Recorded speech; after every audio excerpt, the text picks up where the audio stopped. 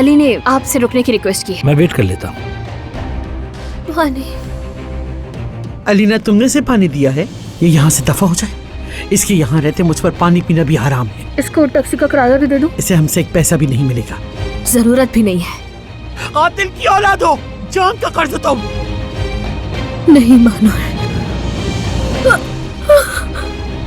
मैंने डॉक्टर को कहा था कि आप बैठकर अली का इंतजार करें और वो बैठ गया। अब आकर अपनी बहन को नहीं देखेगा तो पागल हो जाएगा। वो लड़की इस घर में हरगिज नहीं रहेगी। मानूर कहाँ गई? कहाँ है अलीना? मैंने कहा जाओ और वो चली गई। कहाँ गई है वो? मेरी बला से जहन्नुम में जाए वो।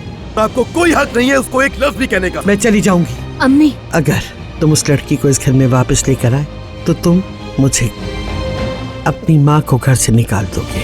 ये मोहब्बत बदुआ बन गई है।